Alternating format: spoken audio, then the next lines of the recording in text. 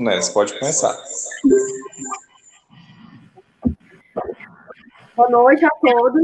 Estamos começando então a nossa mesa, né, sobre as artes visuais no meio da pandemia.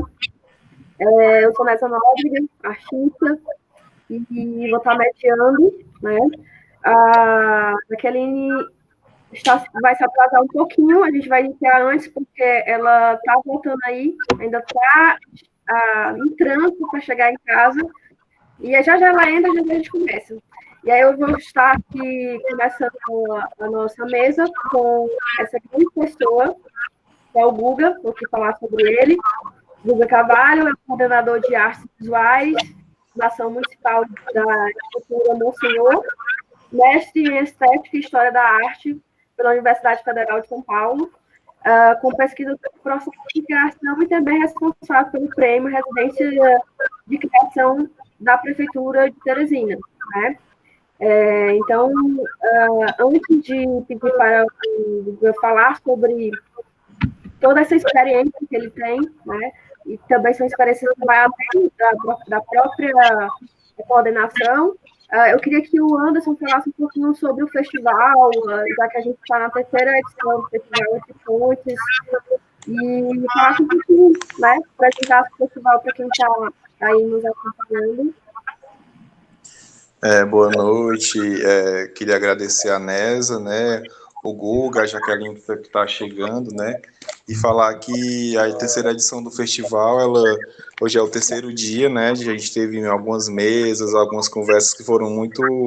É importante estar tendo essa troca, né, entre os artistas do Ceará e Piauí, e dizer que essa edição, ela acontece... a terceira edição, né, ela acontece de forma online, pela pandemia, né, para a gente se proteger realmente. E essa edição, ela foi contemplada num edital aqui da Secretaria de Cultura, né, SecGel, é um chamamento público que a gente tem que falar essa falazinha, né, 003/2020 da SecGel, com fundamentos na Lei Federal 14.017 de 2020, na Lei Aldir Blanc de emergência à cultura, né, que ela está acontecendo em todos os lugares, né, a gente está tendo uma efervescência grande, né, por causa da Lei Aldir Blanc, né, todos os lugares do Brasil, os municípios, os estados, né, estão executando essa lei, que foi uma luta dos artistas, né, e que é importante para a gente, e dizer que o festival é só ele já traz assim alguns resultados, né, de trocas, né, a gente sempre, Teresina, Piauí, é sempre praticamente assim, bem próximo aqui de Sobral, como eu falei ontem, né, pro Lívio, que é o artista lá do Crato, Teresina é mais perto do que ir para o Cariri, que é uma região aqui do Ceará, né, que fica um pouco mais distante, né, que se for para ir para o Cariri, eu levo praticamente 11 horas para chegar lá. E para ir para Teresina é bem próximo, né? Bem próximo. A gente tem uma relação bem achegada com os artistas, né? E essa troca já acontece, né? O Thiago Marques, né? Que é aqui de Sobral, já foi convidado pelo Guga, fez uma exposição em Teresina. E eu também já participei do prêmio de residência, e a gente está sempre nessas trocas e que é importante também, né? E aí agora eu queria escutar um pouquinho o Guga, o nosso convidado. Boa noite. Oi, gente, tudo bom? Mesa, Anderson, obrigado pelo convite, estar aqui. Vocês querem escutar o quê? Falar sobre a pandemia, né? Então, assim que as coisas na pandemia, eu vou falar agora lá na Fundação de Cultura do município de Teresina. Assim que a pandemia, vamos dizer, foi compreendida como o que era, como ela seria manejada, o que tinha que ser evitado, distanciamento, máscaras e tudo mais, que começaram a ser usados, né, como normas, padrões de comportamento, a fundação ensaiou um retorno na sede da fundação. Os coordenadores todos voltaram à sede. Mas a única atividade que voltou foi a atividade que eu coordeno, que é a atividade da Galeria do Mercado Velho. Porque, diferente de uma peça de teatro, de um espetáculo de dança, de um show de música, de uma sessão de cinema, a exposição, ela não aglomera todos os visitantes numa hora só. Os visitantes da exposição, eles vão fragmentadamente durante vários, em dias diferentes, em horários diferentes. A exposição, as nossas, na galeria, elas duram 6 semanas sempre, né?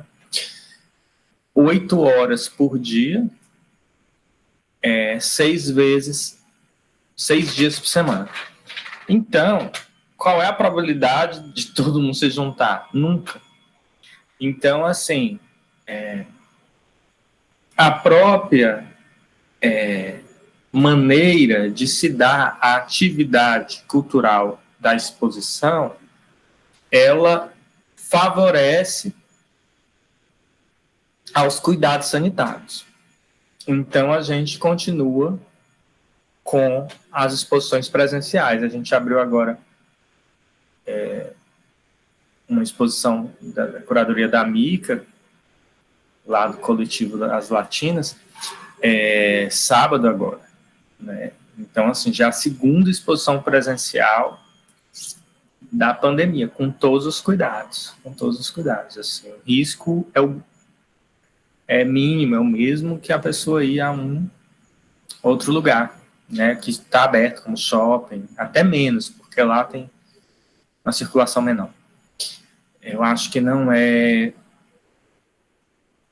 fechar os olhos para a gravidade do momento, não é isso, mas também saber que a gente vai ter que aprender a conviver com essa pandemia, né? E nesse aspecto, as exposições de artes visuais, elas têm um diferencial, que é isso. Então, assim, os poderes públicos, não só de Teresina, Sobral, outros lugares, eles devem investir mais em artes visuais no próximo ano, em exposições, justamente porque as exposições, elas vão ser as atividades mais bem, vamos dizer, adaptadas a essa nova realidade sanitária que a gente está vivendo, né? Guga, em relação à demora, a gente sabe que a pandemia afetou vários brasileiros, afetou tudo, né? Afetou todas as áreas, economia, principalmente os trabalhadores, né? A educação também a gente teve que se reinventar, tivemos que se reinventar de várias maneiras. E, assim, teve uma demora da cultura, muitos músicos ficaram sem tocar, artistas também teve uma demora para que a lei saísse, né? E eu queria que você falasse um pouquinho sobre isso, sobre essa demora, sobre o que você achou da lei, né? Se ela realmente vai beneficiar muito, o que ela pode estar acrescentando, e os artistas que ficaram fora. Esse olhar também seu, também como coordenador, né? Então, no município de Teresina, eu fiz parte da comissão de seleção dos projetos de artes visuais, né? Porque lá na fundação a gente não segmentado, então eu não analisei projetos de teatro, né? De outra área, mas os de artes visuais. E, enfim, houve muitos projetos foram colocados, né? O edital, ele não é tão problemático, mas ele é problemático, entre aspas, porque ele é uma verba pública. E alguns artistas, não entendendo que é uma verba pública, ficavam muito chateados, mas estão pedindo, a fundação está pedindo não sei quantas certidões, mas é terrível isso. É terrível isso, que diante de uma pandemia se peça as coisas, mas são decisões que estão em instâncias jurídicas, que não cabem a nós dizer, não posso. Você não precisa apresentar certidão negativa de débito, não sei o quê. Né? Essas coisas que existem em repasses de verbas públicas, porque a burocracia, ela realmente é uma coisa que você precisa. Ela é um dialeto estranho, ela é um russo arcaico, sei lá. Você tem que tentar entender, sabendo que você nunca vai entender tudo, porque é incrível, eu trabalho já e tenho muitos anos de serviço burocrático e cada vez mais eu vejo coisas de processo e tal que eu não entendo como é que é direito, né? Eu costumo dizer que é quase rabínico, é como se aquele Talmud, que é aquele livro de interpretações da lei dos judeus, que cada rabino tem a sua interpretação. Então, a burocracia também é muito isso, ela é uma questão de interpretação, de visão. E cada processo burocrático, e essa lei, a de Blanc, em cada instância que ela teve, ela foi interpretada de uma maneira diferente, ela criou muitas dúvidas nos setores jurídicos dos municípios, dos estados, como é que era a prestação de contas. Eu vi várias lives, algumas, né, lives do Ministério do Turismo, explicando, né, realmente todo mundo, muita gente perdida, sem saber como era essa lei, como vai ser essa interpretação dessa lei. Em Teresina, a gente teve, né, a do município e a do estado, né? Por incrível que pareça, tem um dado muito interessante nisso tudo, nessa catástrofe. Nunca se jogou tanto dinheiro na cultura, né? Nunca se teve tanto dinheiro na cultura. Nunca teve tanto dinheiro. Piauí nunca recebeu tanto dinheiro na vida dele para a cultura. Milhões e milhões. Eu me lembro de... Eu queria fazer uma pergunta, que é uma curiosidade. Então, pode falar. Só fechando, então, só reais, no município foi 650 mil numa lapada, coisa que jamais houve num edital. Jogar 650 mil numa área de artes visuais. Né? Fora outras áreas que ganharam outras mais. Mas, assim, só entender esse paradoxo. Olha que ano louco, né? É muito doido. Né? E aí, mas, enfim, se os critérios de seleção da Prefeitura e do Estado são justos, foram justos, aí já são outros 500. Eu lhe faço uma pergunta que é como é que fica no caso de projetos, né, artistas que são escolhidos, né, tem todos os critérios, de certa forma, se eles não conseguirem cumprir com todas as regras, isso poderia estar ajudando ou piorando? Assim, fazendo uma pergunta mais clara, a gente vê essa injeção muito na cultura, muitos projetos, né? Total que o nosso projeto aqui, Entre Pontos, também foi um. Mas só que, assim, são muitas burocracias, como você falou, e se a pessoa que foi escolhida não tomar todos esses cuidados, de certa forma, ela pode até manchar o nome dela, né? E não vir a ser agraciada com os projetos. Essa é a minha pergunta, né? Se, por um lado, a gente tem também essa injeção de dinheiro na cultura, mas se os artistas e os projetos que não conseguirem todos esses critérios, eles vão ficar, de certa forma, manchados o nome, vão poder concorrer a outros projetos. Eu queria só falar antes do Guga, né? Assim, eu tenho também acompanhado bastante a Lei Aldir Blanc, né, a nível municipal e a nível estadual, né? Aí eu queria falar, né, que é uma faca de dois gumes, né, tanto para os municípios, para os estados, para os artistas. Essa é uma lei assim muito esquisita, né, para ser executada, né, tanto por isso que eu acho que os municípios, os estados e até mesmo os artistas, né, tem que ter bastante cuidado, porque a gente quando eu vou falar na minha visão, né, que a gente tem que ter muito cuidado com esses processos e tudo, porque você sabe que a gente vive num momento assim político um pouco complicado, de retrocesso com relação à cultura, realmente, né? E eu tenho visto que esse dinheiro, essa lei Aldir Blanc, né?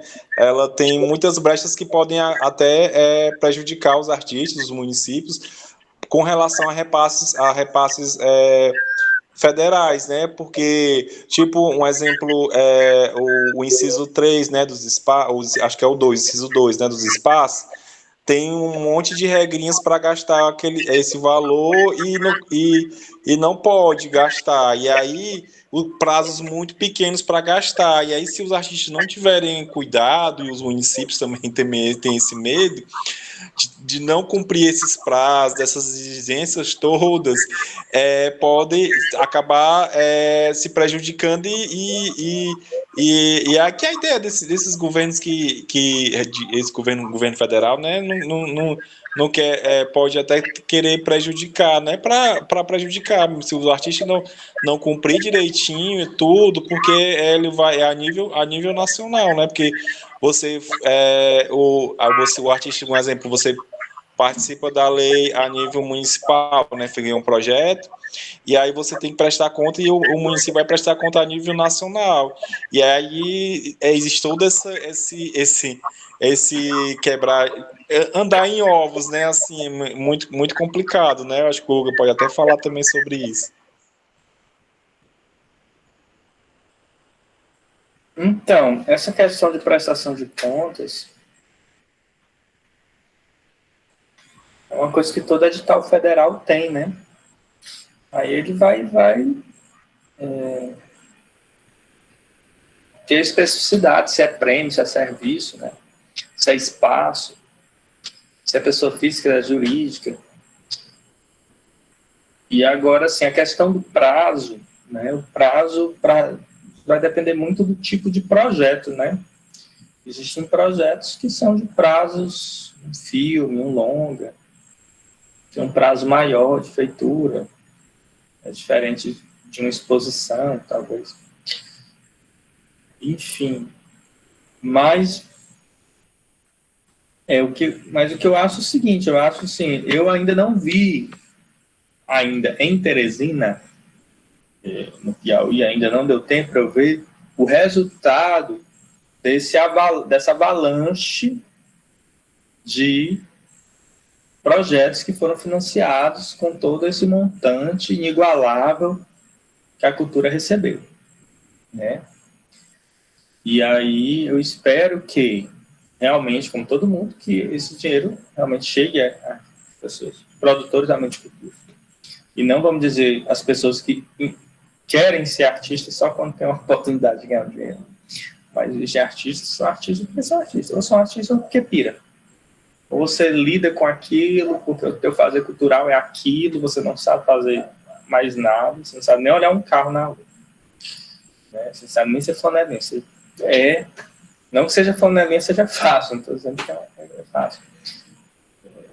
Mas, enfim, não sabe fazer outra coisa.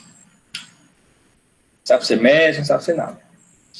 Então, assim, eu acho que a cultura é feita para essas pessoas que acreditam na cultura, acreditam no seu fazer cultural, né? que brigam para que a sua... Com licença, Guga, a Jaqueline chegou.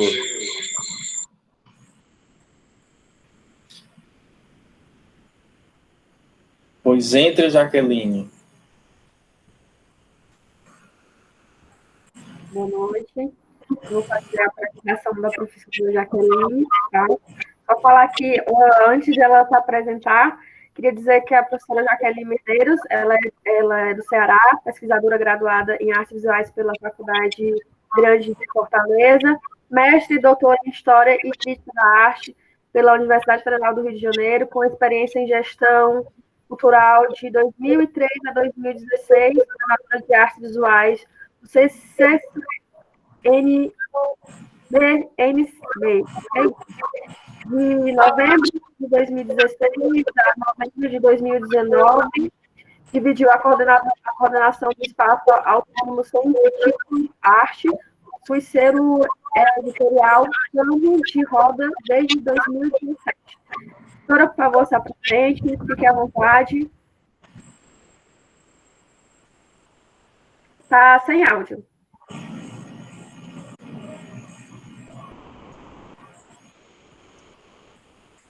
Boa noite, estão me ouvindo? Tudo bem? Boa noite, Guga, como vai? Boa noite, Neza.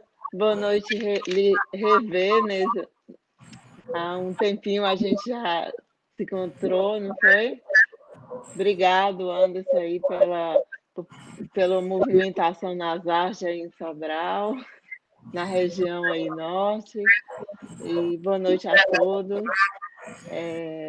Acho que a Neza já falou, né? Já me apresentou, já disse, mas então ela já disse toda a minha formação, minha atuação, e é isso, estou aqui para a gente conversar sobre essa. Desculpa, também pedi um pouco de desculpa pelo atraso, mas eu estava em trânsito, uma correria danada, o meu filho casou ontem, então foi. Mas, enfim, estou aqui à disposição de vocês. Então, deixa eu lhe situar. Pode falar. Sim. Não, era isso, eu ia pedir para você me situar, Nisa. Primeiro falar que também tenho saudade, tenho um carinho imenso, né? Então, a gente está falando aqui sobre a questão das artes visuais no meio da pandemia. A gente estava falando sobre a lei, né? Agora, a lei, inclusive, o nosso projeto foi escolhido, Aldir né? Blanc, né? Aldir Blanc. E a gente estava falando aqui, o Guga estava falando sobre essa mudança, né, de Teresina, que lá as galerias, o seu espaço que não tem não junta muita gente ao mesmo tempo, como um teatro, uma peça, um show de música, né? Não tem tanta gente ao mesmo tempo e tem um espaço aberto, assim, lá, acho que são 6 semanas, e as pessoas têm 8 horas durante o dia para ir, então não vai ter muita gente, né? Então foi um dos primeiros espaços que abriu relacionado à cultura em Teresina, né? O espaço do mercado, a exposição lá. Eu depois vou até pedir para você falar sobre esse espaço do mercado, né?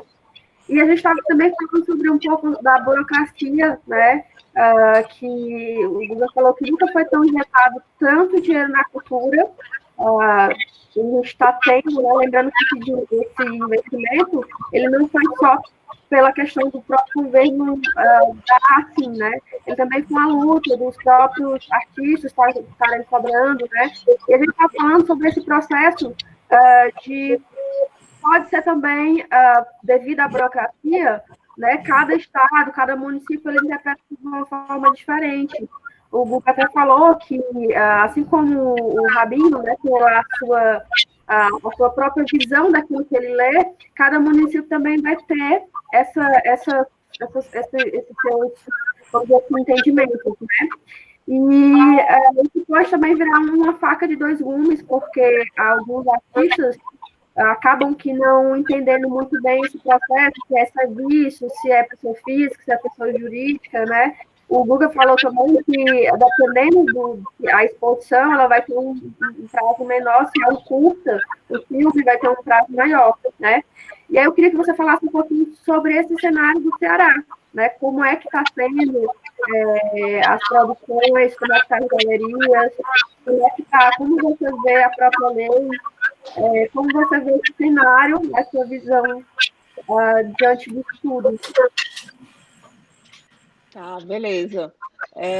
Eu acho muito interessante ter essa conversa, inclusive com o Guga, que é de outro estado, para a gente. Eu conversei com algumas pessoas, por exemplo, do Rio, e vi que o processo da execução da lei é bem diferente em cada estado, né? E aqui no Ceará, o que para além da questão de burocracia e tal, tem um fator que me chamou bastante a atenção, no sentido de que foram feitos editais em que os artistas participam, mas não podem oficialmente ficar com esse recurso ou com parte desse recurso, né? Então, assim, como que na lei... Como assim? Ora, teve os únicos editais aqui. Tá dando uma microfonia aí ou Não, não? tá tranquilo. Tá, que aqui é como se tivesse um eco. Então, aqui, por exemplo, teve os únicos editais que o artista poderia ficar com os recursos são os de trajetória, que é um prêmio, que aí ele fica com o dinheiro, e o de aquisição de obras. Certo? Fora isso, são para projetos, por exemplo, tem um da prefeitura, um projeto de curta duração, que foi, eu acho que para muita gente, assim, não sei a quantidade, mas foram mais de 500 contemplados, só Fortaleza. Mas apesar do dinheiro cair na conta do artista, ele não pode ficar com esse dinheiro. Ele tem que pegar esse dinheiro e pagar, vamos supor, a gráfica, a toda a cadeia produtiva da cultura, e não pode dizer, tá, desses 12 mil, 2 mil é a minha criação, é o meu valor. Entendi. Entendeu? É muito estranho isso. Isso aí é uma lei que é terrível, que eu brinco, que é a lei do amor. Lá na então, a gente brinca e fala da lei do amor, que o artista tem que trabalhar por amor. Sim. E eu já vi pessoas se complicaram não na Lei Aldir Blanc, porque, na verdade, isso aí é uma lei que regula os pagamentos de ajuda, assim, filantrópica de direito, como é a lei. E é uma verdadeira hipocrisia. O governo faz a lei para que os artistas mintam, né? Isso. Um laranja para receber. Inclusive, por orientação da própria secretaria. Pois é bem louco. Mas, assim, existem outras maneiras de você conseguir pagar um artista, fazer premiação.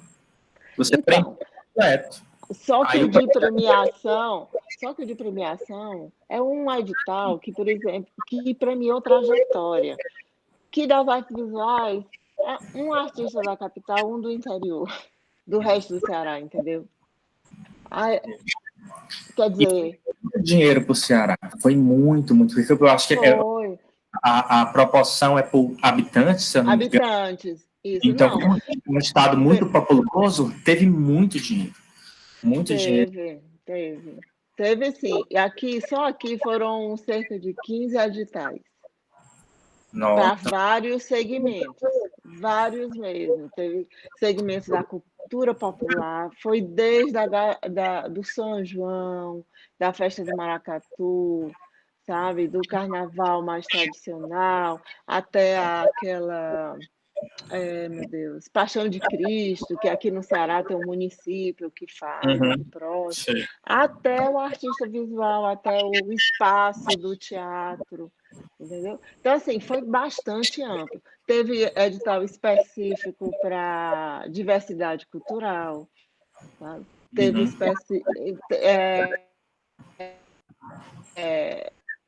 teve aí para literatura, né? Em todas as áreas. Isso aí eu acho que a gente não pode dizer que não teve aqui no Ceará. Teve para todos.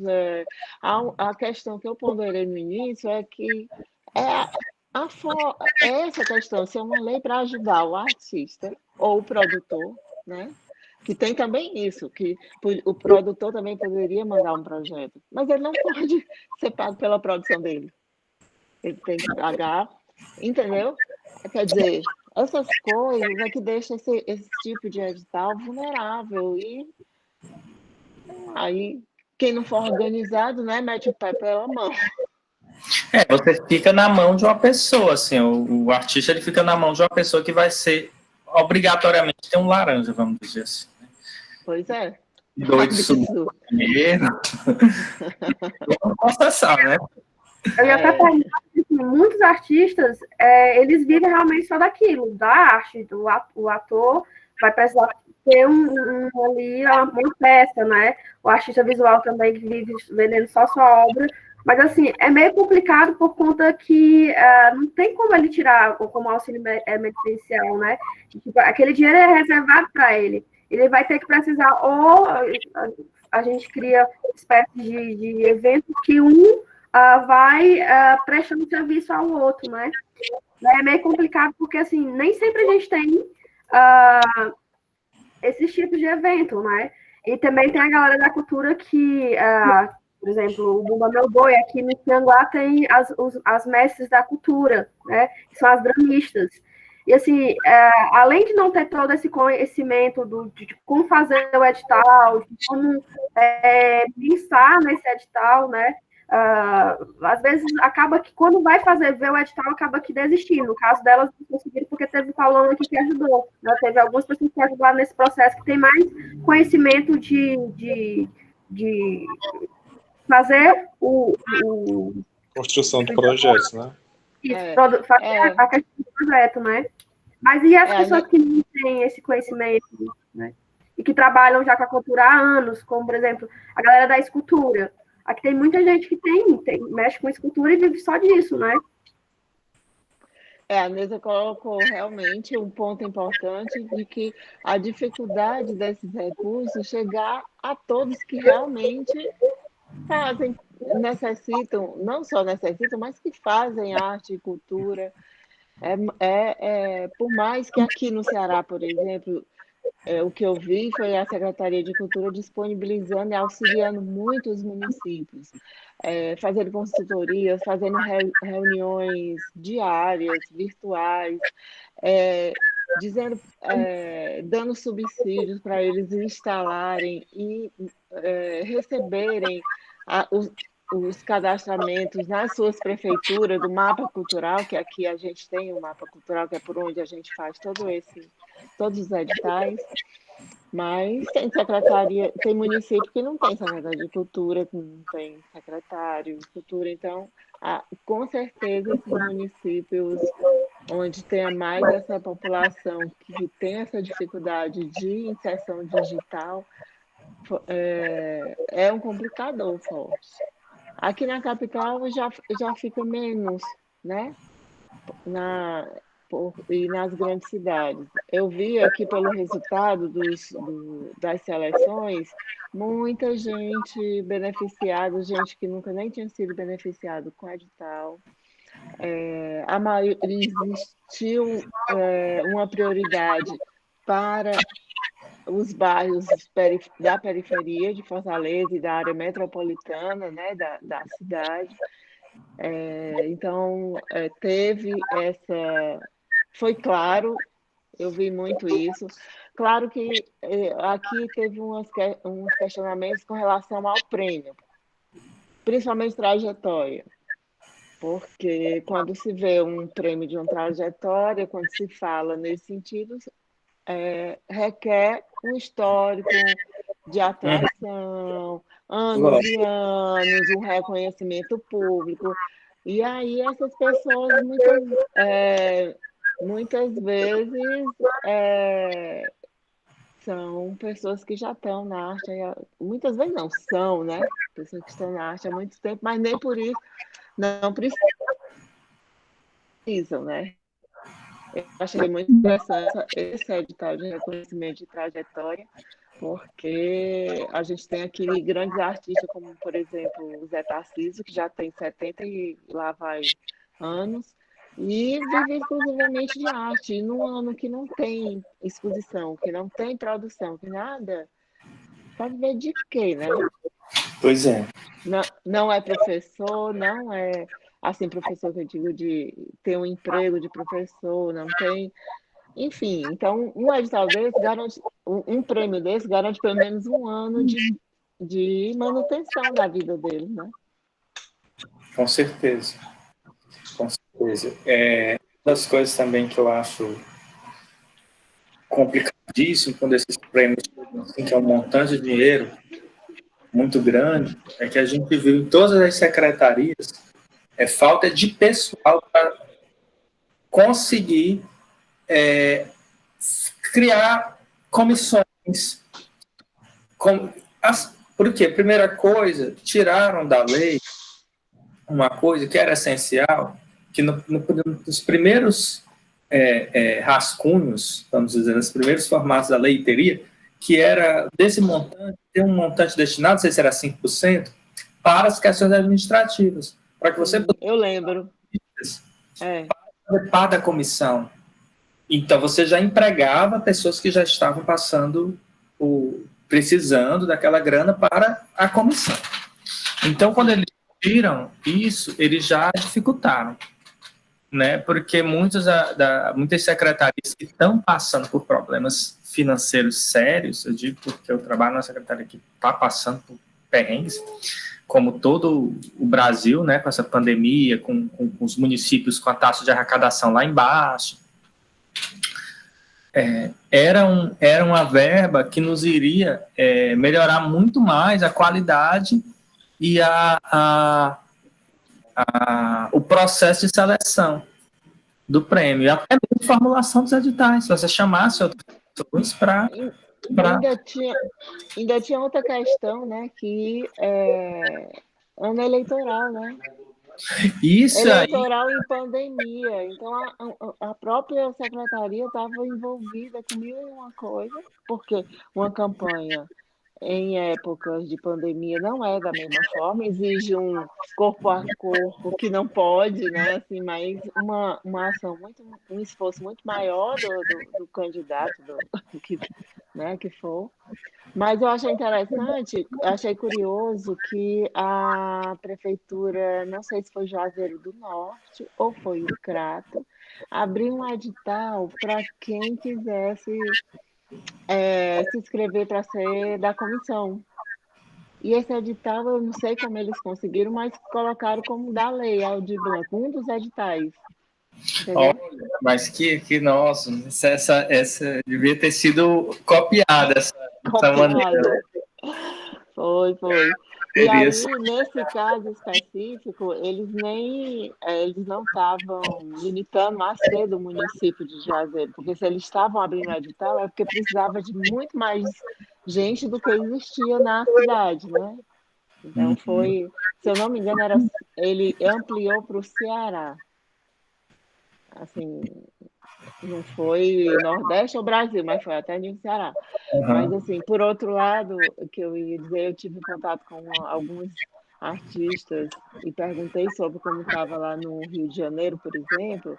Nossa, eles super que disseram que não teve reunião, que eles foram reuniões que envolviam artista de A a Z, não foi por segmento, não tem fórum de linguagem, então não foi, como aqui no Ceará foi, reuniões com as artes visuais. Reunião online, claro, né? Tudo isso eu estou falando online. Então, qualquer artista poderia participar, produtor, e ia sugerindo o que deveria ser contemplado nos editais. Tá? O teatro era outra coisa, e por aí ia. E disseram que disseram que no Rio simplesmente foram reuniões com todo tipo de segmento e que não saía, e eles fizeram, pelo menos a leitura, as informações que chegaram, eles fizeram da forma mais fácil. Um grande edital para a produção, para projetos em todas as áreas, e aquele da limitação mínima e pronto, entendeu? Eu acho que aqui essa questão de olhar cada segmento e fazer um edital específico ajuda, porque quando você faz um edital grande, você vai estar colocando na mesma seleção, no mesmo julgamento, um maracatu e uma instalação de um artista contemporâneo. Como que você vai pontuar isso, né? Então, o edital segmentado faz com que a concorrência seja, pelo menos, mais coerente, né? Os critérios são mais fáceis de ser, né, Isso. colocados na mesa, né? Aqui a gente, no estadual, a gente não é segmentado, então, assim, é bem difícil a gente entender a lógica. Porque isso não passa. E aí, quando não tem esse tipo de segmento, a gente vê muito aquele tipo de projeto que tende a ter um título assim apelativo. Exato. Ceará da nossa gente, Piauí na terra querida, esse tipo de coisa de apelo, né? Que quando a gente segmenta, assim, esse tipo de coisa já cai, né? Ou já caiu, então ele vai para o segmento dele, entendeu? Ele vai pro segmento dele, né? Ver se cola. Porque, assim, é bem complicado, mas a gente vê que nesses editais, assim, tudo, como esse tipo de estratégia termina funcionando. Isso é terrível, porque cria um vício. Nossa, é muito ruim. Cria um vício. E aí tem de tudo, né? Tem gente que apela só para exposição das mulheres, não sei o quê. Das mulheres negras, cegas. Exatamente. Por aí. Tem várias armadilhas quando você deixa um edital mais genérico. É bem complicado mesmo. Não dando, vamos dizer, a importância das cotas. Acho importante. Claro. Cotas, é importante ter, mas também a banca ela tem que ter um critério, saber se aquilo ali não é mera oportunismo, que você está usando até, vamos dizer, um público que tem algum tipo de, vamos dizer, necessidade social, vamos dizer, de trampolim para um projeto que às vezes tem nada de especial, tem nada de bom. Mas, enfim, tem muito dinheiro e se tem pressa de pagar as coisas, né? Respondendo a Nesa sobre a galeria, pois é, a galeria, por que ela abriu? Ela abriu justamente por causa disso, porque a gente consegue que o público não venha tudo na mesma hora. Nunca veio, né? A gente, em exposição, só se junta público na abertura. Então, se você não fizer a abertura com aquele coquetel, com nada, as pessoas não vêm. O primeiro dia é simplesmente o primeiro dia. Então, a gente está conseguindo manter a galeria aberta com as normas de distanciamento. Mas, isso assim, foi há pouco tempo, depois que as coisas começaram a voltar, entre aspas, eu não digo normal, mas a gente já entender melhor como são essa loucura dessa pandemia. E abrimos a segunda exposição já, e é lá no Mercado Velho. Então. E assim, Teresina ganhou mais um espaço, né, também por conta dessa sua luta. Eu mesmo já vi várias exposições na Casa da Cultura, em outros lugares, né, que aconteciam, mas foi uma luta que aí você está presente nisso, né, nesse espaço da Galeria do Mercado Velho. Assim, outra coisa também que eu ia falar, a gente também tem as leis estaduais, né, o que sai, que por exemplo, no Ceará a gente não vai ter mais todas as festas, todas as coisas, com mais de 15 pessoas foram canceladas, né? E também uma das coisas que não tem acontecido presencialmente também, além da pandemia, é porque tem também vamos dizer assim, claro, com medidas de segurança, que a gente realmente tem que acreditar na ciência, tem que estar evitando o máximo possível, né? Mas há também, cada estado há também as suas normas, né? E as suas sugestões para evitar mais contaminação, né? Mais casos. E um dos espaços agora que está muito utilizado é a internet, né? E eu queria que você falasse sobre isso, né? Sobre se vocês estão achando isso positivo, está levando até uma das rodas da conversa, é que assim, tem muita gente que tem medo de entrar numa casa de cultura, tem medo de entrar numa exposição, né? Às vezes porque acha que aquilo é muito, não é uma coisa que está ali com ela, né? Acha que não é o espaço dela e às vezes se engana. E a internet está levando para várias pessoas, né? Principalmente pessoas que querem estar ali no meio, que querem saber mais, né? E a outra pergunta que me fez ficar muito curiosa, o que faz ser um projeto bom? Como? O que faz ser um projeto, ele ter, assim, ser um bom projeto, né? Ah, Jaqueline, responde aí.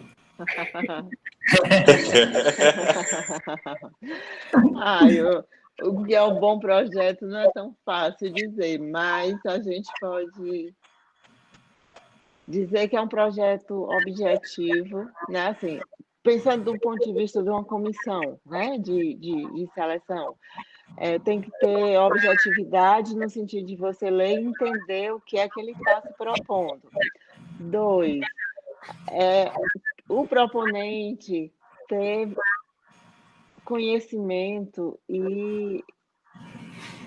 do que aquilo que ele está propondo, né? Assim, no sentido, não é que ele tem que ser doutor formado, né? Não, ele tem que ter um mínimo, né, de entendimento daquele projeto que ele está colocando, sobre o assunto que ele está colocando, né? Ele tem que demonstrar para quem está lendo o projeto, porque ele tem que pensar que ele não está ali para explicar, então o projeto tem que dizer isso.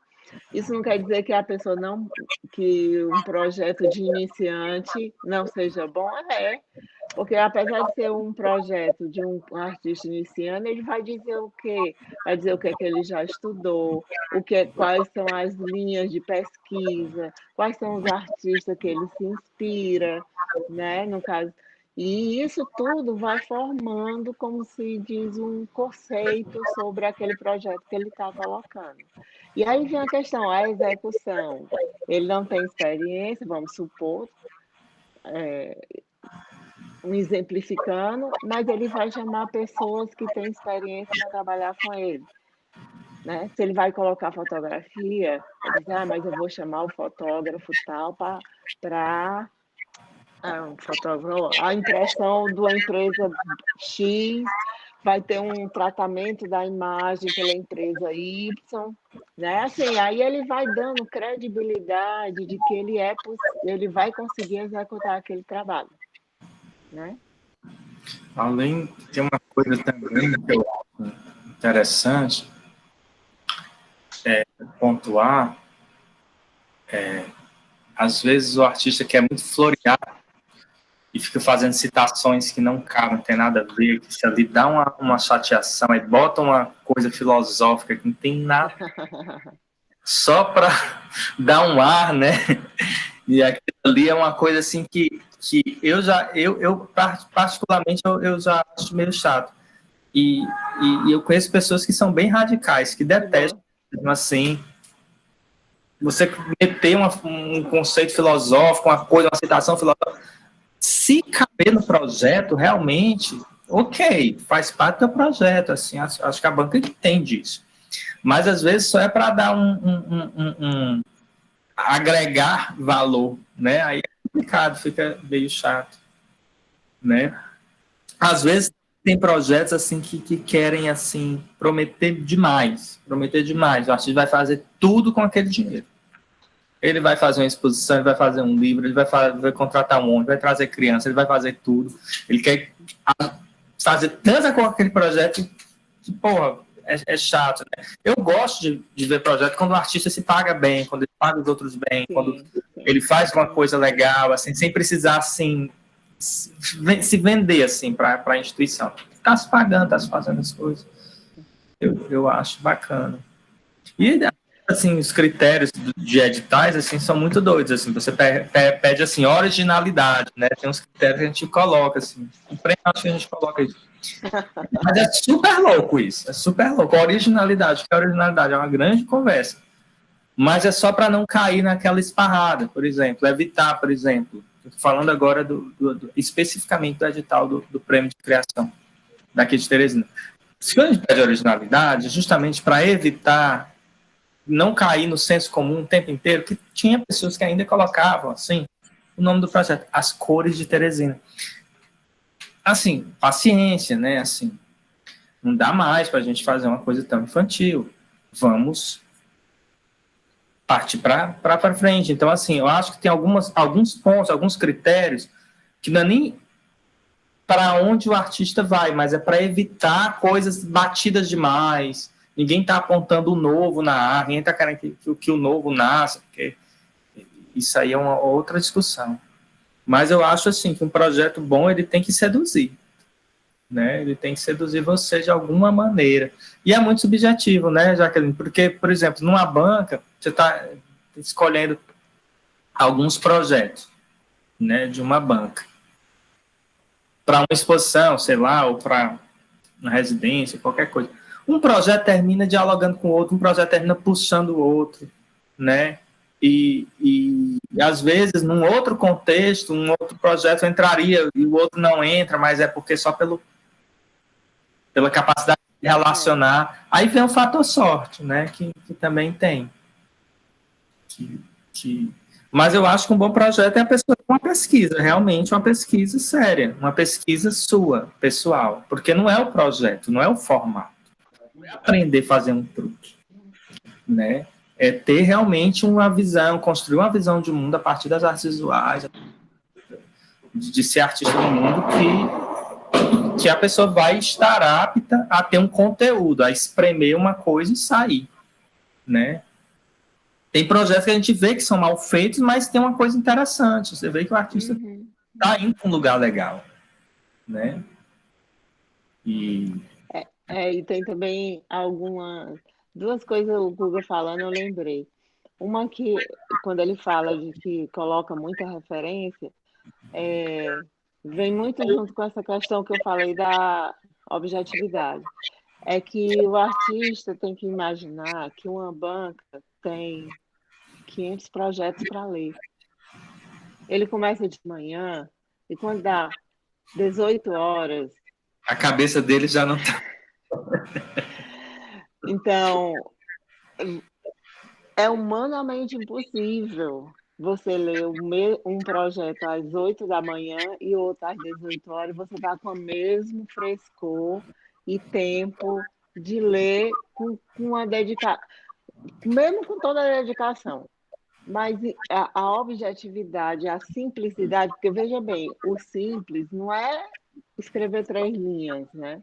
O simples passa muito pelo que o Google diz. Você tem que dizer o que é o projeto, por que você acha que esse projeto deve ser aprovado, o que é que ele tem de bom, de diferente, né? E o que é que isso tem a ver com o que você pensa de mundo, da arte. E ponto. Não precisa dizer que esse projeto dialoga com o Walter Benjamin, com o livro das passagens, aí vai com... você vai chamando.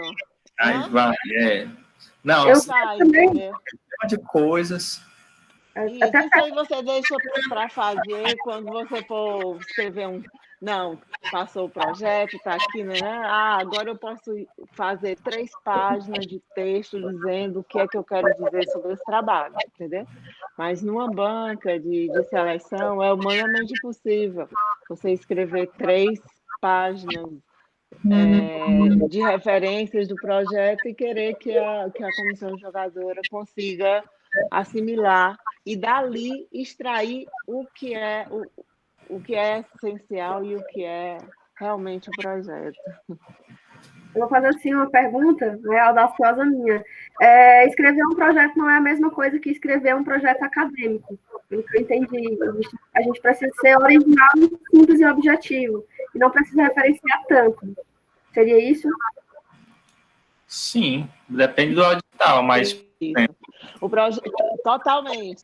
Né? Porque um artigo ou um projeto acadêmico, ele tem umas regras bem claras de escrita, de referência, de formato, metodologia, entendeu? Que não é necessário para escrever um projeto artístico. Às vezes uma carta de intenção bem feita, né, Jaqueline? Uma carta de intenção feita, ela já tudo que uma banca quer saber, sem precisar justificativa, ter dentro daquela metodologia, que às vezes até tira um pouco o tesão, dependendo da maneira, né? Às vezes uma carta não está mais interessante. Mas isso depende muito também do edital, né, Neza? Tem edital que pede, tem edital que deixa mais livre, né? E é muito doido. por falar em editar, uma coisa interessante é você pegar quais são os critérios, Lógico. você vê o seu trabalho, aí você pode dizer assim, tá, e aí na hora da justificativa, por que que você está... Depois das suas justificativas, aí você diz, ó, o que mais eu tenho que colocar como justificativa? Porque, às vezes, um critério do edital, pelo menos a 90%, não está querendo dizer que você tem que se encaixar naquilo, né? Mas está dando um norte, ele dá um norte. Aí você pode, a partir daquele norte, eu digo, coisa que muitas vezes você não teria percebido, né? Aí eu digo, mas isso aqui é legal. O meu projeto tem isso mesmo, aí você coloca, entendeu? Vocês têm uma experiência muito grande, né, em gestão de cultura, e coordenação também, né? Eu queria saber o que vocês, assim, qual o olhar de vocês para o futuro? Ele é, assim, futuro eu digo 2021, tá? Não é muito longe, não. Ele é mais positivo, ele é mais pessimista, ele é mais realista? O que a gente pode esperar aí desse cenário em relação à cultura, em relação aos editais? Olha, é difícil, porque essa última semana eu vivi um dia por vez, porque durante o dia mudava tudo que eu ia fazer no dia seguinte. É muito difícil. Mas algumas coisas dessa pandemia, eu acho que a gente pode dizer que leva de lição, né? A questão das artes visuais foi a primeiro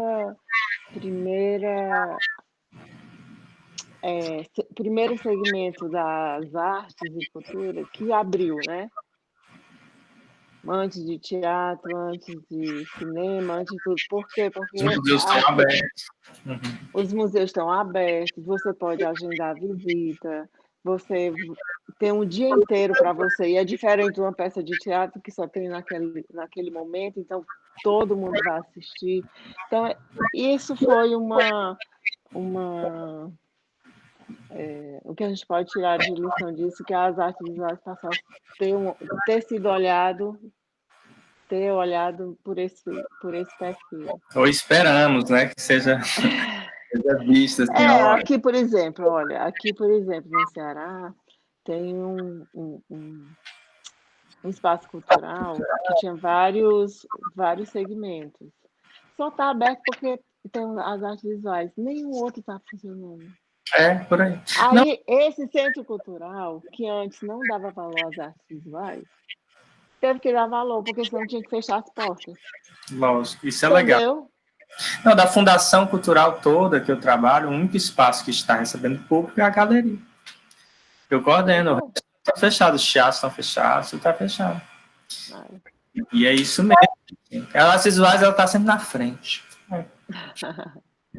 E quais desculpa te interromper, Guga.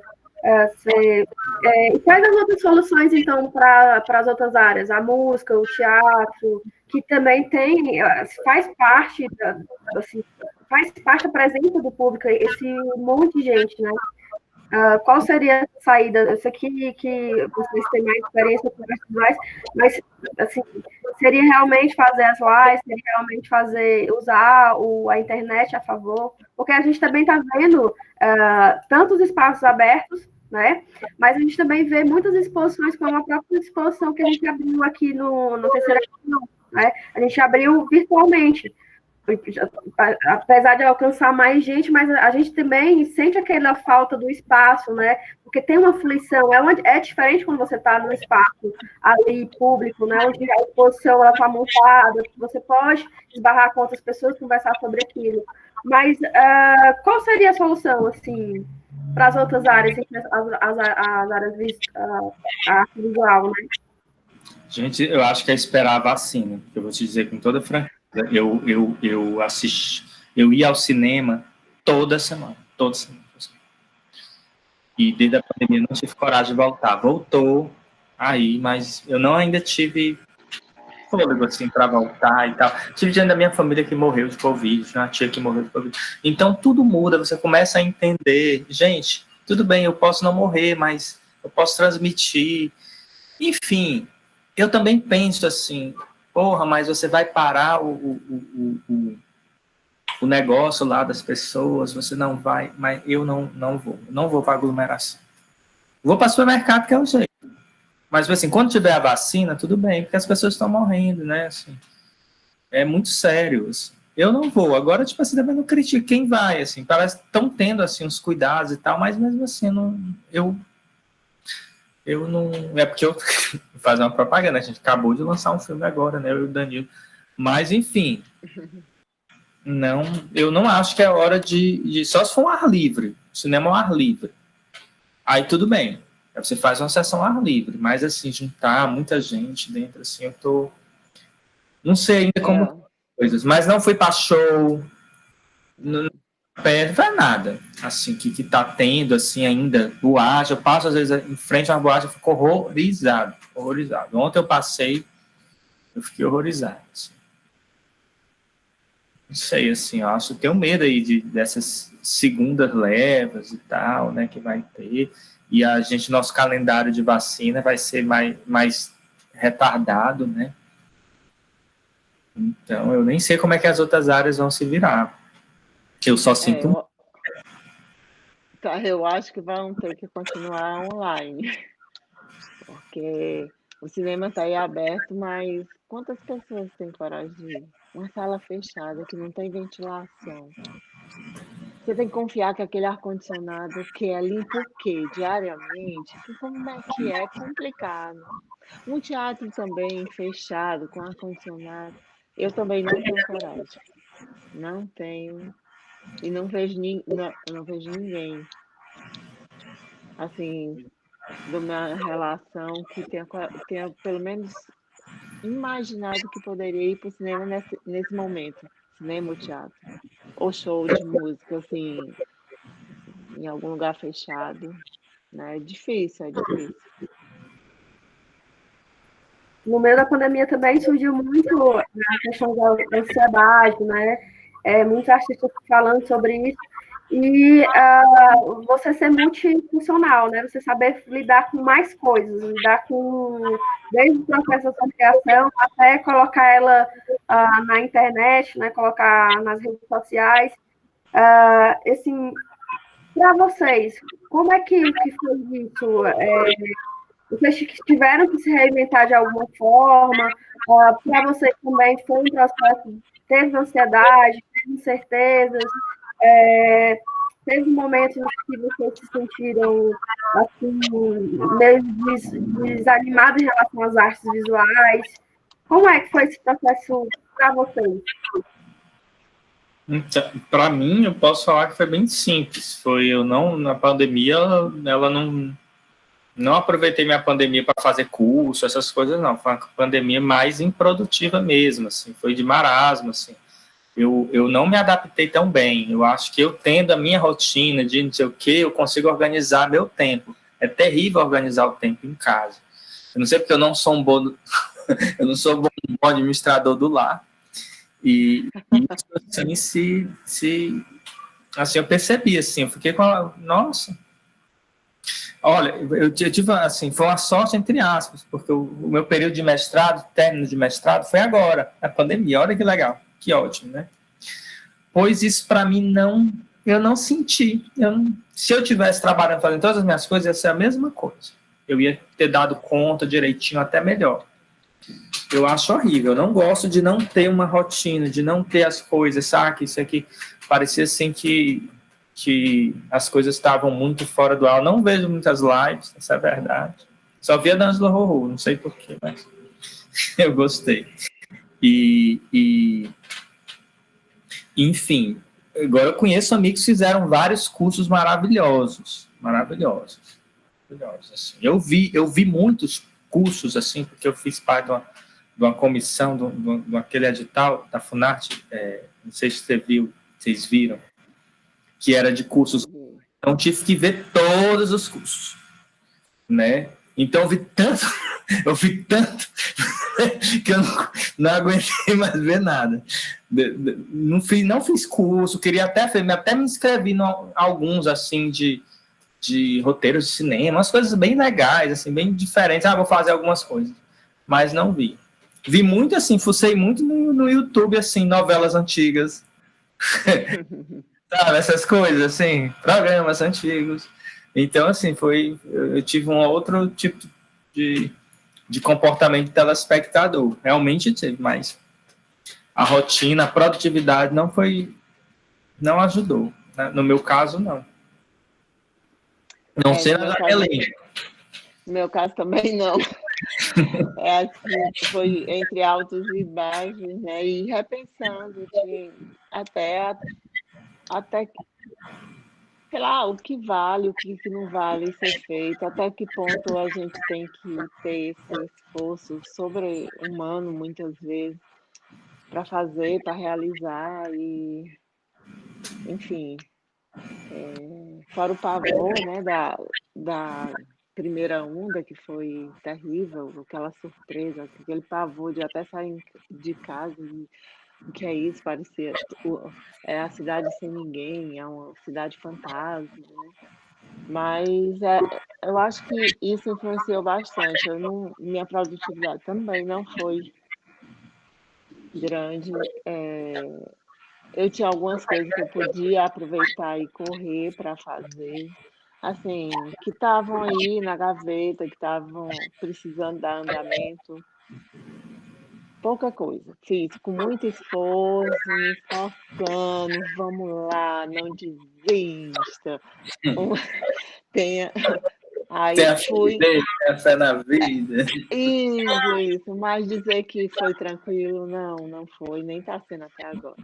Assim, é uma coisa, essa incerteza o tempo todo, mas sempre, não, vamos lá. Por isso que eu digo altos e baixos, porque tem dias que você, não vale a pena, não, nada disso. Outro dia, não, vale, estou viva, o sol nasceu, vamos lá, vai dar. Não é bem isso, porque é tudo, né? Todas as pseudo-certezas desmoronaram, né? É muito difícil. E aqui, muitos artistas aqui de Fortaleza, também não conseguiam produzir. E alguns deles, que já produziam sistematicamente, não conseguiram botar em edital porque não tinha energia. É isso. Talvez seja questão de energia, sabe? Faltava energia. É uma Era queda psicológica uma mesmo, queda. né? É. Exatamente. É terrível mesmo. É. É terrível. Aí, E talvez para a gente, no Brasil, isso aí tenha se sentido muito pior, porque as nossas instituições culturais, elas já vêm de outros problemas, as questões políticas, econômicas, a gente já está com uma crise econômica, nem essa. Do Covid, nossa, é bem complicado mesmo. Então, e ficar ouvindo as besteiras dessa criatura aí todo dia, imagina. E se a vacina, quando é que vai ter, que a ansiedade, esperar a vacina, nossa, né? Vamos lá, né? Vamos lá. Um dia por vez. Mas eu acho muito bom, estava falando com o Anderson, eu acho muito bom, assim, que nos últimos anos tem aumentado um pouco mais esse intercâmbio, né, Piauí e Ceará, né, de 10 anos para cá, a Teresina era muito, muito, muito distante, assim, os artistas não circulavam muito por aí. E agora, eu estava até conversando com eles, que saiu o resultado do prêmio daqui, da residência daqui, mais uma vez um cearense, né, todo ano parece que tem uma vaga, mas não é, parece que está no edital, uma vaga é do Ceará. Porque muita falta de cearense. Mas é porque muita gente do Ceará se inscreve, essa é a verdade. E ela entrou o Júnior Pimenta. Quem foi, Guga? O Júnior Pimenta. Sim, muito bom. E muito bom. O ano passado foi o Anderson, né? E aí já teve o Diego, né? Teve o Diego, exatamente. É muito bom. Mas é porque também tem muita gente do Ceará que se inscreve, né? E aí... Os dois estados estão com uma população muito boa de artistas, né? Por exemplo, também está tendo muito artistas recentes que já são muito artistas como o professor Evandro, que já tem um nome consagrado, né? E o Ceará também aqui está nascendo mais coletivos, está surgindo popularidade que surgiu aqui da Serra, está fazendo a ligação em Sobral, Tianguá, Ubajara, né? Acho que a gente está começando a ter uma consciência mais relacionada a isso, né? As artes. Bom, a cara do Guri. Eu vou entrar nas considerações finais. Eu queria saber se vocês têm alguma pergunta, né, um para o outro, aproveitar essa ponte, né, alguma curiosidade de um lado para o outro, alguma dúvida que vocês possam tirar agora, né, entre si. E se vocês tiverem, por favor, fiquem à vontade, né, fazer essa ligação aqui, se vocês têm alguma dúvida, se vocês têm alguma pergunta um para o outro. Ai, Igor. Tá, qual é o signo da Jaqueline? O meu é touro com ascendente Áries. Pois é, eu acho que eu já sabia, porque até ficando ligado. Eu perguntei, eu acho que ela é touro, sabia? A gente já se conhece, né, Jaqueline? É um bom tempo. Já. A gente já vem há bom tempo tentando, né? Eu acho que talvez é uma das coisas nessa pandemia que ficou mais difícil, essa troca entre lugares de exposição circular, de vir, né, Guga? Eu não sei aí o que está dizendo, mas aqui eu estou vendo que as coisas estão acabando ficando mais local, pela dificuldade, porque uma das coisas que a pandemia ataca é a mobilidade, né? E aí fica difícil, apesar de propiciar, por exemplo, eu aqui assisti todos os debates que possa ter no Museu de Arte do Rio, no MUB, na Pinacoteca, no Instituto de Arte Contemporânea de São Paulo, virtualmente, mas o intercâmbio mesmo entre artista vai, artista vem, e projetos conectados é mais difícil, assim, acontecer fisicamente, né? Exatamente. Eu também nessa pandemia, eu também vi muitas palestras e tal, assim, de arte também. Tinha semanas, assim, que eu estava mais, assim, ligado. Aí esquecia, ia para as novelas, ia para as séries, aí vi coisas, assim, de alguns anos atrás, que eu nunca tinha visto no YouTube, assim, achei bem bacana. E tal, assim. Mas, assim, aí já reabriu, né, a maioria dos museus, né? Sim. Aí tá com a rede de museus boa, né? De espaço de galeria, tem a Caixa, o Dragão, fotografia. Tem. Cada um com seus problemas, mas tem. Mas tem. É isso. E, assim, no mais, eu só queria agradecer a oportunidade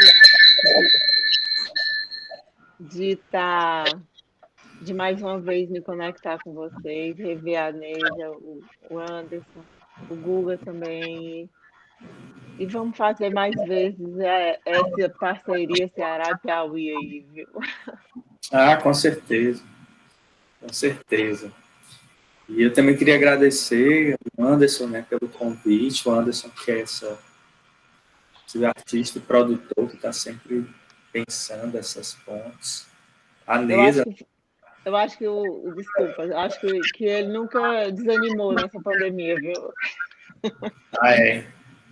Ele é bem animadinho. A Neza, que conhece desde aqui de Teresina, né? Fui monitora, uma das exposições do Anderson, né? Conheci o Guga sendo monitora da exposição. Foi, né? E... Então foi bom, eu gostei da conversa, assim, acho bacana parar para pensar as coisas. E é isso, e vamos, assim. Parabéns aí pelo... Vamos. Que tenha mais altos do que baixos. Pois não é. Bom, eu quero só... Não é fácil. As colocações.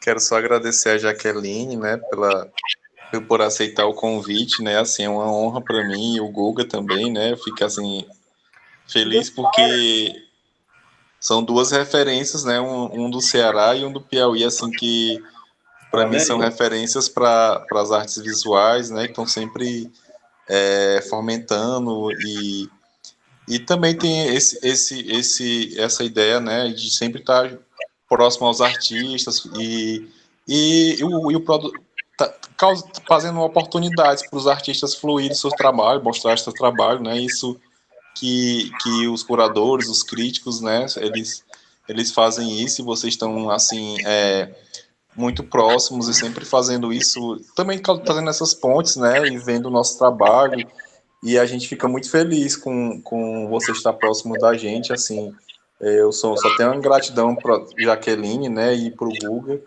e a gente está aí para fazer pontes, para criar novas coisas, novas possibilidades, né, que é isso que é importante, né, as artes também trazem essas relações pessoais, além das artes, né, essas relações de amizade, que também são importantes, assim, para mim, né, e isso é que fortalece cada vez mais a gente viver nesse mundo, né, e é isso, a gente está aí para trocar, para crescer, e só gratidão a vocês dois, e a Nesa também, né, que mediou a nossa mesa, assim, eu pensei Muito nela bem, porque ela mediou muito bem.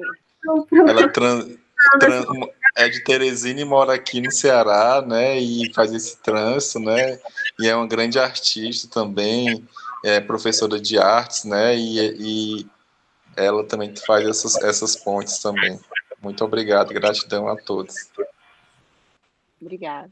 Obrigada, e foi uma honra, viu? Esses dois nomes aí de peso, de pessoas assim, que tanto como trabalhando nas coordenações, como pessoas, são pessoas também maravilhosas, né? Eu tenho muito carinho e admiração. Eu até falei com antes, eu acho que vou ficar gaga, porque quando eu estiver na presença dos dois, eu vou ficar assim, meio assim, né? Mas, enfim, foi muito gostoso. Só agradecer também, matar a saudade, né? E que venham mais, né, para a gente aprender. E agradecer também, né, pelas colocações. Obrigada, gratidão. Obrigado. Obrigado. Tá, tchau. Vamos encerrar nossa roda.